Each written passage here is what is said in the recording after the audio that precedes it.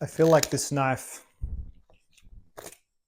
has had a little bit of a rough journey of late.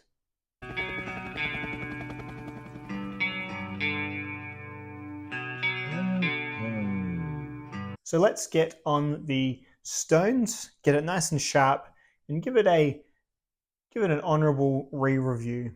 This is the Buck 119 Special. Really easy to clean it off.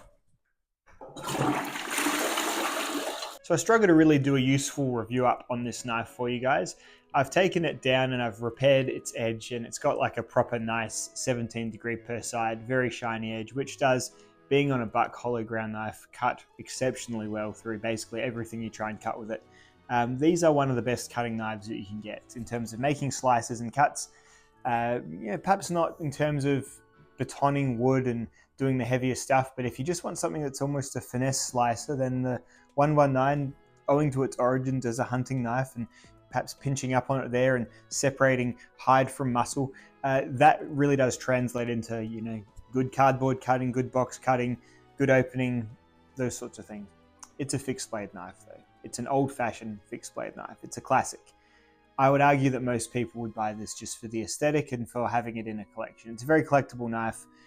There's a reason in a lot of movies, this is the killer's knife, this is the scary knife. This is so widely proliferated that this or knives very similar to this are still what people think of when they think of any other non-kitchen knife. And there's something to that. I mean, it's the 120 that's the ghost face knife in Scream, but sort of the effect is the same when people see it. They go, whoa, that's a pretty wicked looking knife. And you look at it, and to me, it's not at all. To me, this is like a grandpa knife, but this is, I guess once you get a bit further involved into the knife world, you start to see, the people who are still singing the song of the Buck 119, and they are people that have those fond hunting memories of it, back when they were small, and they are all often grandpas now.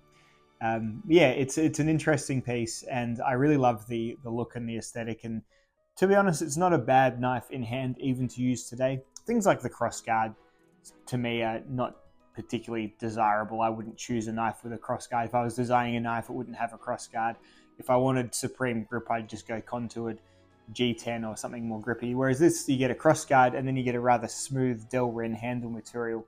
That's how they get the grip going. So just a different choice, a bit more of an old-fashioned choice as well. Lots of the knives you'd see people come back from like the war and whatnot with would be knives very similar to this. They're all stick tang. They're all, before the time when people were doing larger woodworking projects with their knives. I'm sure they were improvised into that purpose of use sometimes, but now obviously things are more custom made for every different kind of knife use. This was back when it was just a non-kitchen belt knife, and this was what people just expected. This is what people were used to. So you can't really hold a critical eye to it, given that it's virtually unchanged for the last 70 years of its existence. What you can say is that in terms of a collector piece and something just nice to have in hand and in your collection, it still absolutely holds up. I see the value in it still, even though the materials are lesser. The effort is still there. So these are generally, I've not yet to see one which is badly assembled. In terms of assembly, you've got different layers of materials, you've got polishing, there's a lot of cutting and turning going on here really. So I don't expect this to be a super cheap knife, even though it is made in the 420 HC blade steel, which to me is now the kind of, I would explain the Buck 420 is the bare minimum acceptable knife steel, which still means it's an acceptable knife steel, absolutely is. But there's a lot going here that has obviously been improved in the years and years of knife design and knife making since, but just have around your house, have in your collection, pick up and hold, and just get that good vibe every now and then. That's really what I think the Buck 119 is for nowadays.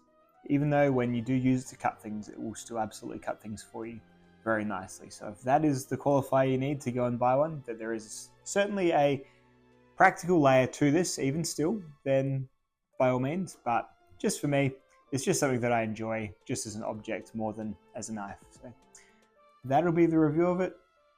I'll leave you guys to enjoy this.